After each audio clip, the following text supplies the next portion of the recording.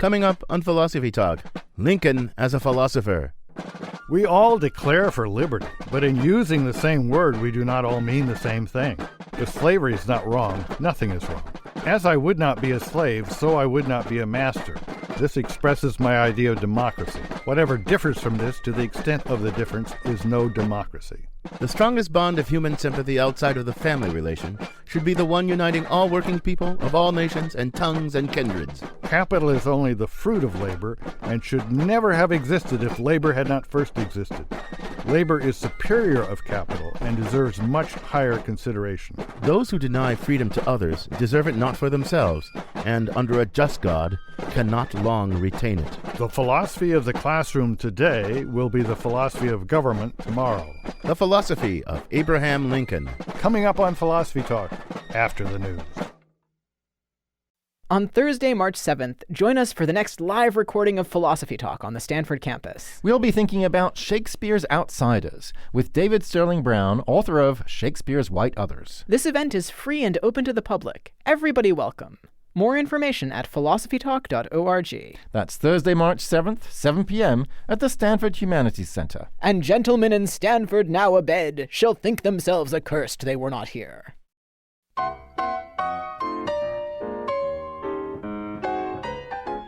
Welcome to Philosophy Talk, the program that questions everything. Except your intelligence.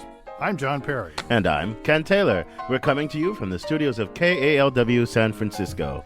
Continuing conversations that began at Philosopher's Corner on the Stanford campus. Today, the philosophy of Abraham Lincoln. Ken Lincoln is revered by many as our greatest president. The most eloquent? He's virtually an American saint.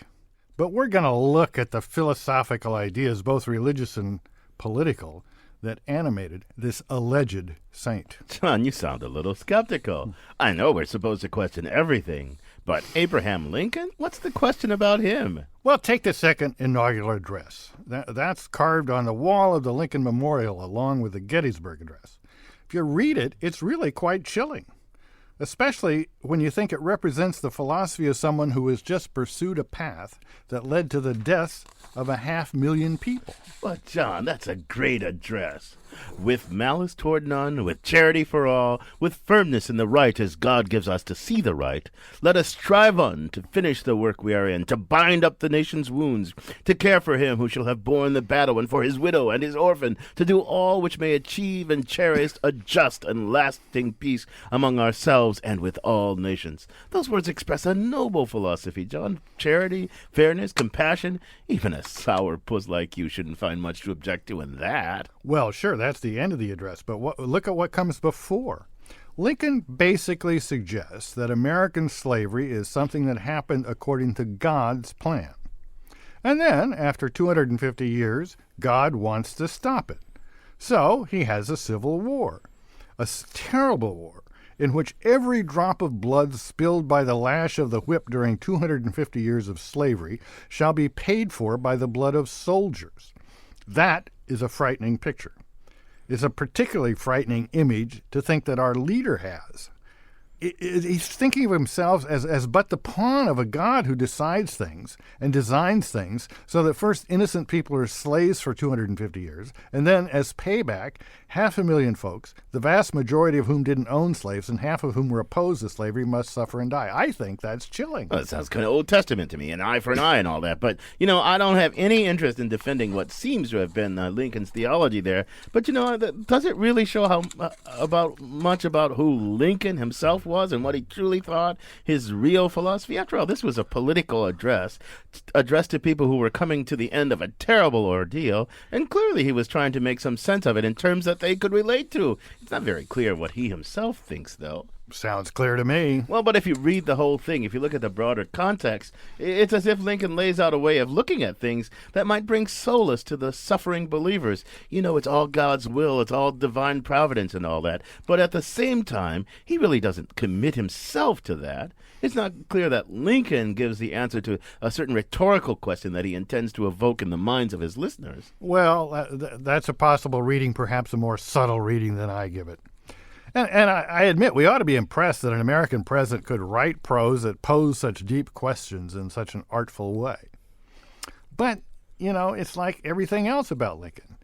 There's all these apparent contradictions. For example, Well, he believes in government of the people, by the people, for the people, all these echoes of the Declaration of Independence. But then it's the preservation of the Union that matters, no matter what the people in the states that want to secede think. Then there's devotion to life, liberty, and the rights of citizens. But he closed down the newspapers in New York City. He jailed the editors. He suspended habeas corpus. He makes George Bush look like Thomas Jefferson. With malice towards none, he sent Sherman on his march through Georgia. well, I have to admit, Lincoln, in the Lincoln-Douglas debate, said all these really racist things, but he was also a consistent and stalwart opponent of slavery, so there's a contradiction there, too. But maybe the problem is not in our Lincoln, but in ourselves. Maybe we just don't understand what things were like, what options he saw himself presented with. Well, we're going to get some help on that. In a moment, we'll have help from Al Gini of Loyola University, who's been teaching a course on Lincoln and leadership. He'll join us soon. And of course, we want our audience's help, too. The number to call is 1-800... You're listening to an encore presentation of Philosophy Talk. The phone lines are closed. But first, our roving philosophical reporter, April Drembowski, tried to follow the footsteps of the elusive 16th president. She files this report. Remember the 5th grade when math class was canceled so teachers could escort their classes to the gym for an assembly? Troops of 10-year-olds squirmed in rows on the linoleum floor until the principal held up her hand, stared, and 400 kids magically went quiet. Then Officer Friendly came from the police department to celebrate seatbelts. Or some other kid's father showed up dressed as a pilgrim. Or Abraham Lincoln. Kevin Weinert is that guy. I was just looking in the mirror, the rear view mirror of my car as I was driving down the road, and I thought, I'm skinny enough, I'm almost tall enough. I have the big nose and the big ears. I could shave off the mustache and be Abraham Lincoln. Weinert tries to show kids that Lincoln was a real person. We see him in the pictures looking very serious and stoic. And to get them to realize he was a lively man, he enjoyed a good joke, he liked to laugh. Once he gets their attention, he turns to some of the thorny myths about Lincoln's philosophy, especially slavery. As much as he hated slavery, as much as he wanted slavery to end, he wasn't an abolitionist. For his time, he was a progressive. But Abraham Lincoln, by our standard, was a racist. I asked Weinert if I could speak directly to the 16th president. He pauses. Can I get my hat? Then he paces in a circle, hands behind his back. You know who I am, right? You know my name? My name is Abraham Lincoln. Mr. President, your hat isn't as tall as I expected it to be. Many people, when they see my hat, they're a bit surprised. They expect to see a 2-foot-long stovepipe sitting on top of my head. Now, why would people think I'd wear a stovepipe on top of my head? You were a lawyer, you served in the House of Representatives, and now you're the president. But you had very little schooling. How did you develop your political philosophy? I did read. My favorites were Aesop's Fables, Pilgrim's Progress, and of course the Bible. And then historical works, biography of George Washington, military history, really anything I could get my hands on. Mr. President, the United States are in the midst of a horrible war. Many believe that Americans are fighting each other because of your position on slavery. I've been very clear throughout my presidency that slavery is not the issue. We fight the war to preserve this union. If I can preserve that nation and not free any slaves, I would not free any. And if I could preserve that nation by freeing all the slaves, I would free them. My goal is to preserve the union. Well then, what are your views on slavery? I believe that if slavery is not a sin, then nothing is. It wasn't until a trip to New Orleans I took by a riverboat I saw the evils of the auction block for the first time. I remember striding away from that scene filled with rage, and I remember saying to a friend, someday I'm going to hit that, and hit it hard. Mr. President, I've heard you can be quite the funny man. Will you tell us a joke then? I was debating a man named Stephen Douglas. We were arguing over a lot of things, primarily slavery. The debate got a bit heated, and I remember at one point, Mr. Douglas accused me of being a liar. Well, he didn't say that. He said, Mr. Lincoln is a two-faced man. When it got to be my turn to speak, I came to the podium, I looked at the crowd, and I said, now, Mr. Douglas, if God Almighty had given me another face to wear, do you think I would wear this one? With Honest Abe, Abraham Lincoln, I'm April Dembaski. Now back to the 21st century and Philosophy Talk. I'm John Perry. With me is Ken Taylor. Our guest is Al Gini. He's a resident philosopher at Chicago Public Radio. He's professor of business ethics at Loyola University of Chicago, where he teaches a course called Lincoln and Leadership. Al, welcome back to Philosophy Talk. Good to be with you again. Al, you have broad philosophical interests. How did these interests lead you to your current project on Abraham Lincoln? Well, I've been a history buff for a number of years, longer than I want to admit on the public airwaves, and I've been drawn to leadership studies over the last 15 years in my work in business ethics. And this is Lincoln's bicentennial year, and I was ineluctably drawn to Lincoln as a leader, as a thinker. But the genius that I was able to find in all of this, for the last 3 years I've been reading nothing but Lincoln, to the point that I even know what kind of brownies or cookies he liked, was this wonderful, rich intellectual experience. This was a man of ideas. If philosophers are defined by the people who examine ideas and understand their meaning and consequence, this was a man of real ideas who understood the power of the word and became a leader far beyond his own expectations. So Al, we all know that Lincoln was born in a log cabin, split logs, was a country lawyer, debated Douglas, freed the slaves, and was assassinated.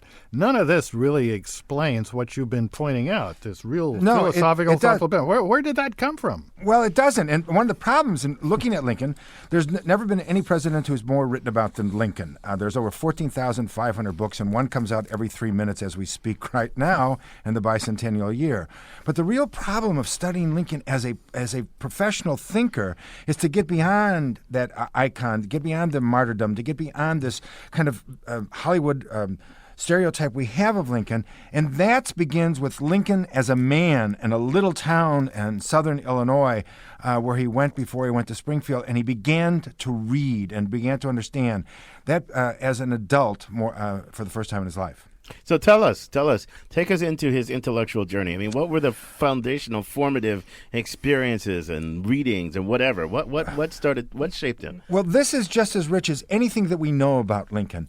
That he began to read literally at the fireside. He would read everywhere. He would read constantly. There are real people talking about stories talking about him behind the plow, sitting under a tree. His father always thought him a lazy man. He said in a quote, if it weren't for the ciphering and the reading, he'd probably make something of himself in life. And the father didn't understand his need to be an intellectual thinker or a thinker. And Lincoln taught himself to think. This is a self-created individual. The only president less educated than he was his successor, Johnson, who learned to read at the age of 19 while he was at Taylor. So you said Lincoln was self-taught, so maybe you just answered my question. Did he have any engagement with the intellectual leaders of his time? And was he shaped by the ongoing currents of intellectual thought, philosophical thought, political thought of his time at all? Or was it it's not clear that he ever read a form of philosophical work except Burke's writings themselves. That is, he never picked up a form of philosophical text. But in his 40s, he read all of Euclidean geometry, all the Euclidean books on geometry,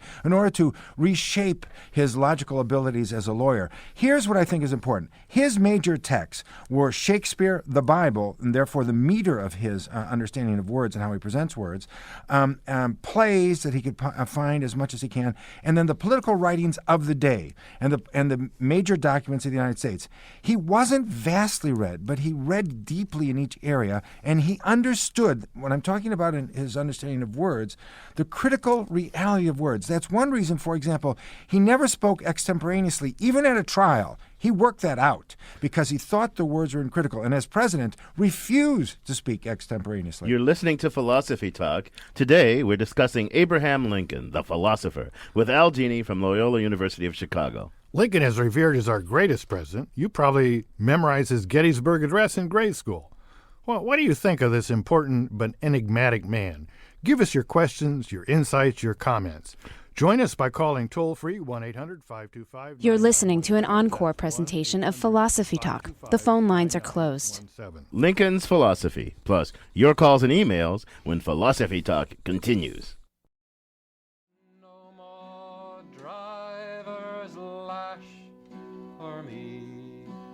No more, no more, no more driver's lash for me. Many thousand gone.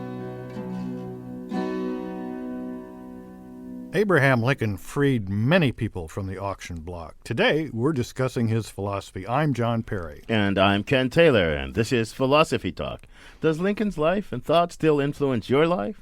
What do you think of the great emancipator and the founder of the Republican Party? The toll-free number is 1-800-525... You're listening to an encore presentation of Philosophy Talk. The phone lines are closed. Or, as always, you can email us at comments@philosophytalk.org. Our guest is Al Gini from Loyola University, Chicago. So Al, today we've got this picture of the political spectrum ranging from left to right, with Democrats left and left of center, and Republicans right of center, working people kind of on the left, except if they're evangelicals, and they're kind of, for some reason, on the right. CEOs, corporate CEOs, global capitalists on the right. I mean, it's kind of a strange stew, but I'm predicting that it would be very hard to pigeonhole Lincoln in one of these current spots. Tell me if I'm right or wrong about that. Oh, you're absolutely correct. Mario Cuomo said that everyone has claimed him as a political, a part of their political legend and part of their past. From Democrats to Republicans to vegetarians to Unitarians, that kind of thing. Tell me, does he have a coherent, stateable kind of political philosophy? Tell us. Absolutely. Strangely enough, in the first fireside chat in 1934 by FDR, he quotes Lincoln. He said, Lincoln believed that the legitimate object of government is to do for a community of people whatever they need to be done but cannot do or are able to undo for themselves or together as individuals. For Lincoln, the purpose of government was to give a fair chance for all, to raise the boats of everyone. So Lincoln was very, very concerned about, this is the first president of the industrial age, really concerned about the implications of industry and helping people produce and helping people to expand their lives. I would think today he'd probably be closer to a centrist Democrat than he would to be a Republican. But Al, answer me this. I mean, when push came to shove, his primary value was preserving the Union. Yes. And he was obviously dedicated to this idea that the Union would spread from coast to coast, this manifest destiny idea. I mean, the ideals of the Declaration of Independence and even the abolition of slavery take second place to that. What political philosophy leads to that terrific importance on the Union and on the spread of America? I'm gonna try out an answer. You tell me if I'm getting it all wrong. So he's a Republican. He's the first Republican. It's the industrial age. Maybe he's a globalizing capitalist entrepreneur, exploit all labor, spread capitalism everywhere. Is that it? He was a protectionist. Well, that's the libertarian response to it, but I'm not sure that's the correct answer. I don't think I agree with the manifest destiny. But Lincoln was committed. He had very basic principles, philosophical principles about politics. One was that a real founding document was not the Constitution. That was the structure by which our commitment was made, and the founding document was a Declaration of Independence. He said then, and at that point, we were a nation of peoples that decided to do something. The Constitution, which was the third working document after the Declaration of Independence, or the second formal document, because you had the Articles of Confederation before that, was an attempt to live out. So what Lincoln was concerned about was saving the Union, which we had agreed to and which we had to abide by unless we voted against it. Now, it's very difficult, and I'm not a political scientist. Lincoln probably would have accepted a congressional vote on secession if we could have changed the Constitution. But it wasn't going to work because of the makeup of the nation at the time. But he said you cannot simply abrogate a rule that you chose to live by, which was rationally come to. We're talking, this is Philosophy Talk. We're talking about the philosophy of Abraham Lincoln with our guest Al Gini from Loyola University in Chicago. We'd love to have you join this conversation. Do so calling 1-800- You're hearing an encore presentation of Philosophy Talk. The phone lines are closed. 9917 or email us at comments@philosophytalk.org. Al, one of the big issues, or one of the big institutions that shapes current American political philosophy is corporations. But corporations were a relatively new thing in Lincoln's time, and as I've been reading some of his speeches, he almost always has something nasty to say about corporations. Did he have a view that is in some ways very lefty about corporations? Well, that's a very interesting. You got to remember, Lincoln tried over 5,500 of, doesn't matter the exact number of cases in Illinois, and half of his work at the end of his life was all in railroad. And in half of his work, he defended the railroads, and in half of his work, he assaulted the railroads for individuals. He thought corporations were a necessary agent for the development of an industrial state. But he was against the abuses of corporations, very much like Teddy Roosevelt. And so it was a critique of that. I'm not suggesting he ever read Adam Smith. Who does? We only know kind of the outcoming of it all. How many of you actually sit down and read The Wealth of Nations? But Smith argues very, very strongly against corporations as holding companies which can impede the natural competitive motif. Lincoln was a believer in competition. He wanted to maintain that, and he thought it was government's role to do that. And when I asked you that question about him being a great globalizing capitalist, I thought you'd say something like that, because there are these passages from Lincoln, these quotes from Lincoln, where he actually sounds, if you take the small quote, kind of like a Marxist. He talks about the priority of labor over capital, how capital depends on labor, and can never usurp it, and all that stuff. I mean, so was he a Marxist? No, I think he was, if anything, a communitarian, that all wealth came out of labor. And in fact, even the Pope at one point quoted Lincoln in this regard one of the encyclicals on the notion of labor, that Lincoln believed that the real wealth of the nation were the individuals. Therefore, the role of government was to protect individuals both separately and collectively. And I want to suggest to you that he was so concerned about saving the Union as it was, and although we had California and this huge gap between, Missouri and California, even though they were American territories, I don't think he was consciously worried about any of that. What he was worried about is maintaining the notion of the law. I stepped on one of your lines before, 272 words for the Declaration of Independence. What he was arguing about there was we're fighting this battle to preserve two things: the right of law, three things, the notion of the Union, and the freedom of all individuals. So Al, in the beginning, Ken and I had a little back and forth about Lincoln's second inaugural. So I just want to shift a little to his thinking about religion, because we know that one thing he did read is the Bible. We know that he very seldom mentioned Jesus. What was going on there? Was this really did he really have this Old Testament picture of what the Civil War was all about? Well, I think, let's put this in context. I think Lincoln read the Bible as everyone read the Bible in the 19th century, because it was the meter and metaphor by which one participated in public conversations. If you read his speeches, they have the meter and they have the timing of the Bible. He read that to find images that he could share with others. He was a deep thinker. At one point, he wrote a treatise on atheism, which was burned by his friends because they said it would kill his political career. You're quite right. And there's no reference to him ever using the word Was Jesus that a defensive? Christ. Was that a defensive atheism? No, and yes, a defensive atheism, that he was an atheist, a non-believer. Wow. I really believe that Lincoln was spiritual, but did not believe in a providential God of any kind. And in the second inaugural, what he's saying is, can anybody, because he did believe in reason, he said, like James Rachel, that reason is the only rule in debate between individuals, and the best reasons win. And he didn't understand this war. There was no rational reason for this war. It could have been addressed in another way. And in desperation, after losing 600,000 men on both sides, after losing, one of his children dying in the White House, and one of his children working for Grant, not necessarily in harm's way, he didn't understand these boys dying. And he said, pitifully, perhaps this is God's will. Perhaps we're paying back for slavery. I don't know anymore. So it was a subtle thing. You're listening to Philosophy Talk. We're talking about the philosophy of Abraham Lincoln with Al Gini from Loyola University in Chicago. 1-800-525. This is an encore presentation of Philosophy Talk. The phone lines are closed. And Jimmy in Piedmont's on the line. Welcome to Philosophy Talk, Jimmy. Thank you. My comment, which I hope will solicit a comment, is that one can argue that Lincoln would have mitigated his damage to the country by pursuing the Civil War if he had lived by instituting a benign Reconstruction after the war. He did not live, and consequently the radical Republicans took over and decided to punish the South. You can argue that had Lincoln lived, he would have made the country better off on the whole by instituting a benign Reconstruction. Jimmy, that's a good question. Those counterfactuals, hypotheticals are hard to answer determinately. If Kennedy had lived, would we have gotten so deep into Vietnam? I don't know. Maybe not. What do you think though? Is there really a determinate way to answer that? You're right. Counterfactuals. What had happened if this and this? But here's not a counterfactual. Here are two real facts.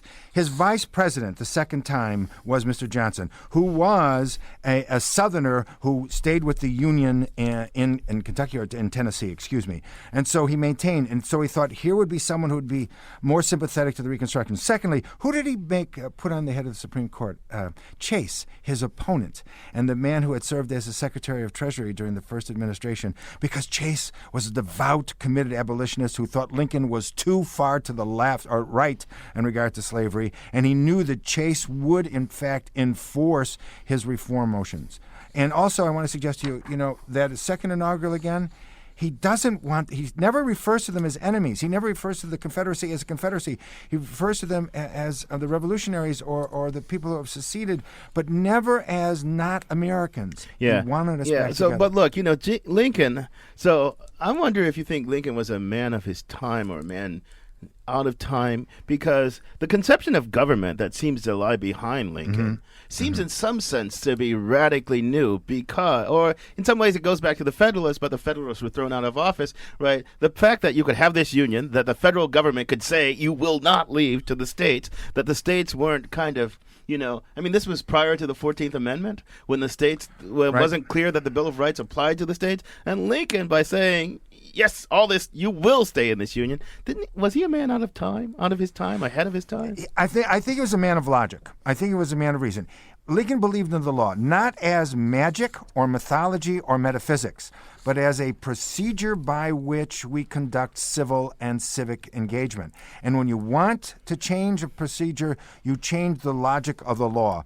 Again, Lincoln would have been open to that debate. And in fact, it says in the Constitution, for grievous reasons. He felt there were no grievous reasons yet for secession. He had not fired a shot. He had simply been elected, and 7 states withdraw from the Union. They take Fort Sumner. He says, what's the grievous reason? What have I done? Remember what he did. He waited for the Confederacy to fire on the North. He never declared war on the South. So I think this notion that Lincoln was trying to build a society that was evolving, and I think the one thing is correct. Gary Wills said he redefined democracy, he redefined the role of government, and he redefined our responsibilities in a government. So Al, we've got an email here from Stephen Palo Alto. He says, both Lincoln and George W. Bush restricted press and personal freedoms. How come what Lincoln did was okay and what George Bush did was bad? Darn good question. Darn good question. Well, maybe they were both wrong. I think they were both wrong, quite correct. And I think that though Lincoln admitted it, and Lincoln admitted in open court to Taney and the Supreme Court and in open cabinet sessions, I am breaking the rule. But at least if I do not break this rule, the nation will fall. I must at least do this. Why is he wrong then? And look, if the leader, if the president has the ultimate responsibility for preserving the Union, right? And I was no fan of the Bush administration at all, believe me. But, think your way into their heads during that time before they went crazy and went to Iraq. But, everybody was on needles and pens. Our whole sense of security had been pierced. There was the anthrax stuff. If you're the leader sitting there, you think, I got to do drastic stuff. And Lincoln must have been in the same situation. And you're dead right. And I want to state the case in a different way. Lincoln said, technically I'm breaking the law, but as commander-in-chief, I must do this now to save the larger good, the Union. Remember that letter that I think you did quote to Horace Greeley. I will do anything to save the Union because that's a sine qua non condition for all the other changes that must come about, including the freedom of the slaves. So I think he did abrogate standing laws, but not as president, but as commander-in-chief. Again, Well, but in wait a minute. retrospect, Let's put that differently. Not as Yes. president, but as an extra-constitutional dictator, right? I mean, the Constitution didn't give him the power to do that. He That's claimed right. some mandate That's of right. what? Of reason, That's of right. history, of his own? Inference. He claimed the logic of inference, that what do I do as commander-in-chief in order to preserve the Union? I must do all in my power and beyond. So he was willing to break particular laws. So then the answer to Steve must look something like this. Bush and Lincoln are similar in that they went beyond the Constitution and did things that they were not constitutionally authorized to do. They're similar in that they both had beliefs about the urgency of the situation that motivated this. They may differ in that Lincoln's belief about the urgency of the situation might have been right, while Bush's probably wasn't. That's why Well, an because it epistemologist turned and a out- logician is critical. Right, I think you're but right. I That's think you're because, dead right. but that's moral luck or something, or epistemic love. Because as it turned out, Al Qaeda didn't have a dirty bomb. These guys thought, the Bushies thought, that Al Qaeda was going to come into New York City or someplace like that and detonate a dirty bomb. That's what they were Okay. afraid of. Stuff like that. And you know what Lincoln was afraid of? That not Delaware, that Maryland would secede, and then that Washington would be totally blocked off on all three sides, and the war would be over before it was begun. So there were more immediate facts. Baltimore was in riots. He sent troops in. Butler hung a couple people in a public place in order to restore from the chaos. So Lincoln was acting, yes. Plenipotentiary powers, yes. But I think more immediate, more palpable evidence on this. So was there like a deep thought behind his doing these things, or was it just the urgency? I mean, I don't think George Bush ever had I hate to say this, had a deep thought in his day. Did Lincoln have some deep philosophical thought behind this? Yes, Or was it just that's the urgency of the moment? No, I think that's a combination of both. I think Lincoln truly was a deep thinker. Somebody just did a narrative history on Lincoln, and a quick narrative history. It was study, work, study, duty, and then they killed him. This was a deep thinker. This was a man who lived inside his books, lived inside his heads. That's why he wrote everything. That's why he didn't want to as president, he didn't want to do anything extemporaneously. He says, because as president, my word becomes significant and an impact on law. Therefore, I must guard and measure my word. Having said that, he had these pre-existing ideas that he wanted to achieve, but his presidency, he managed by the seat of his pants. He responded to the immediacy of what was going on. There's a wonderful quote. And by the way, one of the stimuli for me was William Lee Miller's book, Lincoln's Virtues, an ethical biography, a brilliant book as Lincoln as a thinker. And he says, Lincoln didn't look at things as a metaphysician. Lincoln looked at things as a lawyer, a politician. He didn't want to just tease the quintessential essence out. He wanted to understand how this worked and could be operated amongst men. And so his concern was to make something real. You're listening to Philosophy Talk. We're discussing Abraham Lincoln with Al Gini from Loyola University of Chicago. Lincoln was a great leader with humble beginnings. We'll explore what made him a great leader and where he picked up those skills. Leadership, Lincoln, and your calls and emails when Philosophy Talk continues. Can you tell me where he's gone? He freed a lot of people, but it seemed good they die young. You know, I just looked around and he's gone.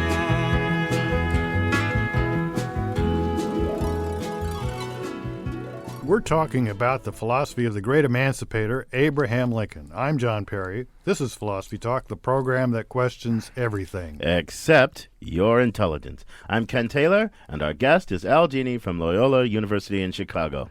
Al, we charge a lot for a Stanford education, but the alum we sent to the White House, Herbert Hoover, isn't carved into Mount Rushmore, I'm sorry to say. Well, I don't know whether I'm sorry to say that or not. Now, Lincoln came from the backwoods. He had less political experience even than Obama. Why was he such a great leader, and where did these skills come from? You know, it's as if Lincoln was spending his whole life in preparation for this one 5-year period. Although he was a successful lawyer, although he had a life in Illinois, he never aspired to the presidency. He didn't even want the vice presidency, although he wouldn't have turned it down at the end, he suggested. He wanted to be senator of Illinois, which is a very important and powerful position. And of course, one of the great ironies of history is he ran for the Senate twice, and once against Stephen Douglas, and then ran against Douglas for the presidency, and he beat Douglas. And Douglas helped him to get the Union going in the right way. I think there's no way to absolutely measure this. When he came to office, 15 of his predecessors had been there were 15 before him. They had been war heroes and vice presidents and secretaries of state and veterans of Congress. And where did he come from? Well, he came from being what we want our students to be, thoughtful individuals. He came from, when Hemingway said courage is a good person in a tough situation, here was a good person who read and thought deeply, and when thrust in a tough situation, tried. I typically don't subscribe to the great man of history. I think of historical events as shaped by a whole nexus of things, and some person at a place has to make choices that are kind of forced on them by the historical situation. But if there's any kind of thing that would make me believe in the great man theory of history, Lincoln might be one of them. I mean, what do you think about that? I think that's probably true. I too am very, very scared of the great person theory of leadership. But Lincoln was perhaps the right person at the right time, and he was standing on a mountain of other individuals. Remember, to the liberals to his left were saying, you're not going fast enough, you're not freeing people, you're not really in there, you're not destroying the South, what's wrong with you? Yeah. And here was a measured individual who even said to Stephen Douglas, I want to free you. And remember, right to the end, he was thinking about sending slaves to South America, to Haiti, even back to Liberia. I know. But it was because he felt they had the right to be free, but he thought they would never be accepted as our equals in this society. What a concept. We've got another caller on the line, Edward in Oakland. Welcome to Philosophy Talk, Edward. What's your comment or question? Hi, thank you. I'd like your guest to expand a little bit more on what he mentioned before, that he thought Lincoln had changed our relation to government or our conception of our relation to government. I'd like to know what Lincoln said or did that leads him to believe that. And did Lincoln feel that he was doing that himself? Or is this just something that people say in hindsight? And just some quick history. Lincoln also, during his administration, the Department of Agriculture was established, and the land grant college program was established. And UC Berkeley is a land grant college. That's correct. That's really a wonderful question. First of all, let me get the first part of the question again. Can you state that for me? How did Lincoln change our relationship? He wants you to expand on the idea that Gary Lincoln Wells changed. thesis. Yeah. I think what's really fundamental here, that Lincoln changed our perception of this nation as the rights of landholders to the rights of individuals. That is, the Constitution protects the property of owners, and including those held in bondage. And the word slave is never used in the Constitution, but those held in servitude, those held in labor, I think those are the three phrases regularly used, that's property. And so the Constitution protects property. He's saying in the Gettysburg Address that the Declaration of Independence really is the true binding commitment of this nation, the rights of individuals to choose government, and that the purpose of this government is to perpetuate democracy and our ability to keep selecting democracy. So look, obviously, I mean, we don't like to think of American history this way, but obviously the American Republic had two great failures. That was the Articles of Confederation. It came crashing down and was unsustainable. They came up with this Constitution. That, in the Civil War, came crashing down and was unsustainable. That's what Foucault calls a rupture in history. The old way could not go on. And Lincoln, I think, was highly instrumental in bringing about of the collapse of the old way. But there was all kinds of things happening. But the new way emerged as a really complicated. I mean, Lincoln didn't single-handedly. He didn't write the 14th Amendment, right? No, I mean, he didn't. So I mean, the new way was forged in a lot of turmoil too, right? Right, but he did craft the 13th Amendment, which he felt that the proclamation freeing the slaves in the South was a wartime issue, but it had to be made nationally, which he did work on and was passed before his death. I think Lincoln was the beginning. I think you're quite right. Lincoln was standing on a mountain of information, feelings, and motions, and he drove them forward. I think Lincoln's picture of America is not fulfilled until FDR. And in fact, I would suggest to you that all these, remember over 100 days ago, all these pictures of our present president with Lincoln beard or smoking with a hat and smoking a cigarette the way FDR did, and apparently Mr. Obama would like to continue smoking that cigarette, but that's another debate some other time. I think that in some sense there is a trilogy here. Every generation must redefine itself. When Jefferson said the blood of patriots and tyrants must be spent every 20 years in order to perpetuate democracy, it means that every generation has to redefine itself, not necessarily blood, but intellectual blood. And I think that each generation has to redo it. Lincoln saw this as a critical juncture, which it was. So Al, you've mentioned this, and Ken mentioned this difference between Lincoln on slavery, which he opposed once he was exposed to it consistently throughout his life, and his issue and the issue of really believing in racial equality. Is that something that his views changed on when he came to know people like Frederick Douglass? Did he eventually become someone who really believed not just in the wrongness of slavery, but that the black and white were actually equal as in human potential? I'm not sure he actually came all that far. Now, Gates suggests from Harvard, if I've gotten his name correctly, the great African-American scholar, that he slowly came to this position. Frederick Douglass said he took a while to rise, but once he grasped the concept, he never let it go and became our staunch defender. That is the right to the right of freedom, that every man has the right to eat from the fruits of his own labor, part of his policy. But he did not believe that blacks and whites would ever socialize. I don't think he ever raised the issue, are we equal? He just believed we would never be able to socialize, that our differences were class, racially based, and that we would never get over that. Yeah, and I mean, and there's another thing that Lincoln realized. He realized that if he got 185,000 or so black slaves to join the Union Army, that would be a huge boost in the arms. And that's a part of the story of the Civil War that isn't told enough, right? You're quite correct. Not only were they soldiers in uniform and did heroic deeds, they were soldiers who were supply soldiers, quartermasters, so on and so forth, that we out-mobilized the South. Now, it's very, very clear they had the better generals, but not the better army. And as recently a very liberal historian said to me, we should have lost, the North should have lost, that Lee had sufficient ability to take us in, that we were so inept. But finally we won because Lincoln understood this more than anyone. We talked about Sherman's March to the Sea.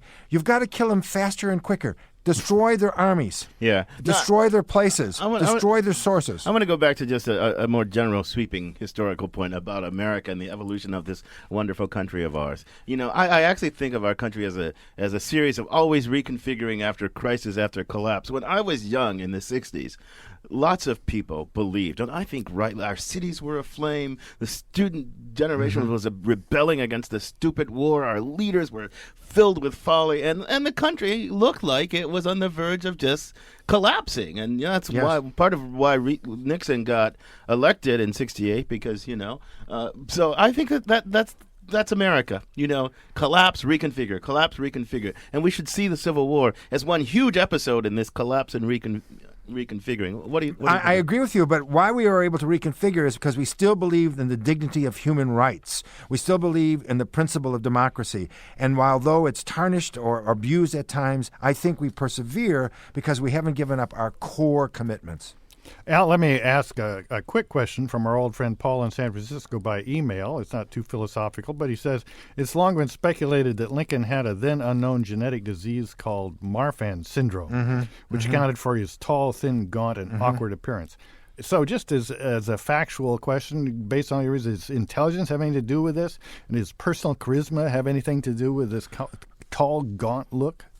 No, is it Marfan's disease, so on and so forth? Yeah. I don't think so. I don't think it applies, even if it applies there. Could he have had it? Could it have taken him away in the next couple of years? If you see the last pictures of him, you wonder why he's even still alive. I would refer our commentator to the best book on Lincoln's general psychological, philosophical, and physical state, Joshua Wolf Schenk's book, Lincoln's Melancholy, and how he was probably bipolar at a point in his life, truly depressed, or, as we would say of some of our majors, a good philosophy major that is wants to think the deep thoughts, but truly, I think, a melancholic person, very Sartrean, and that's why he seems so depressed. He feels all of this is absurd. and yet we persevere. So he was very. I mean, he was a.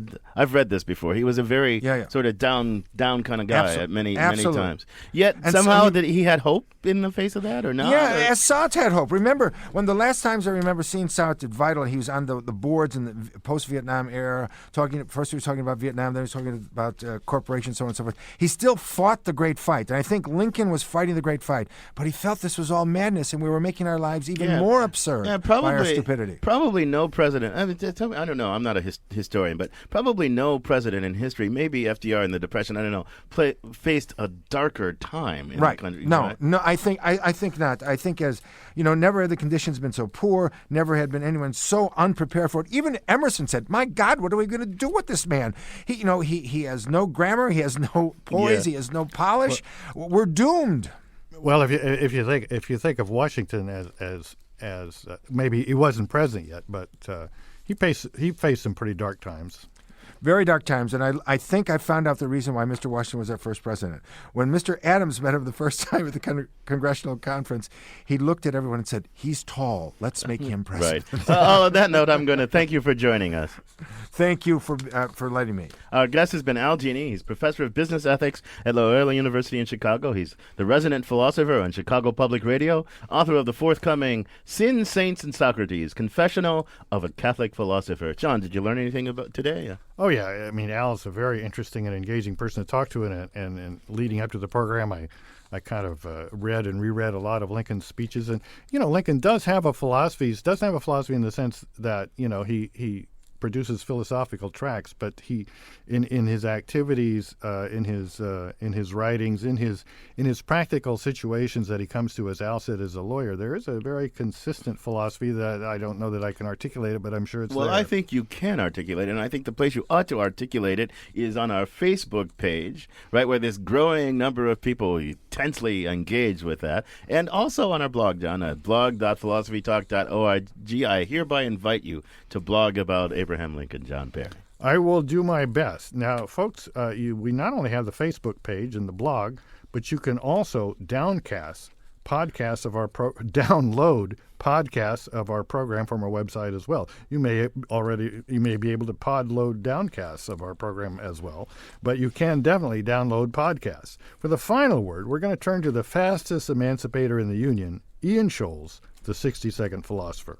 Ian Scholes, the mid-19th century gave birth to a new, brash American humor exemplified by Mark Twain and Ambrose Bierce, and some names not so well known today, Artemus Ward and Petroleum V. Nasby. Many of these humorists wrote under pseudonyms. Of course, I wouldn't know anything about that. Artemus Ward was the creation of a writer named Charles Farrar Brown.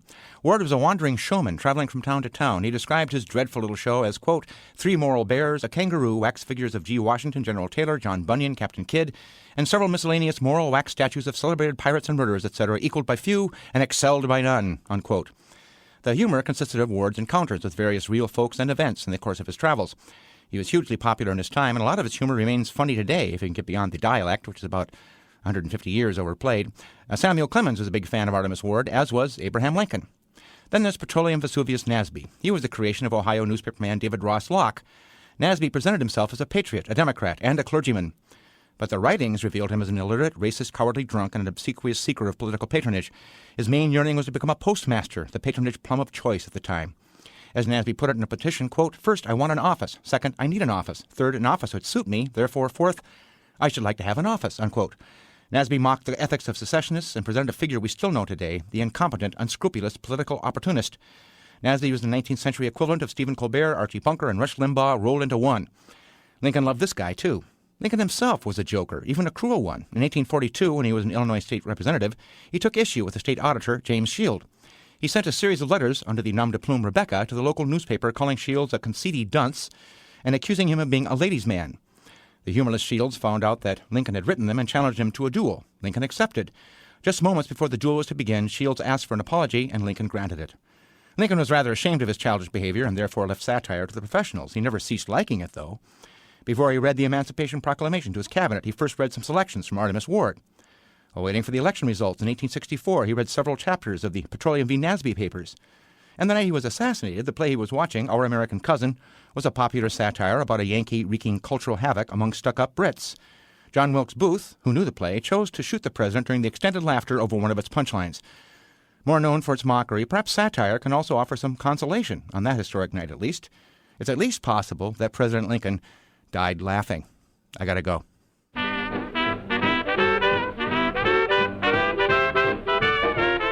The tongue-twisting wisdom of Ian Scholes, the 60-second philosopher.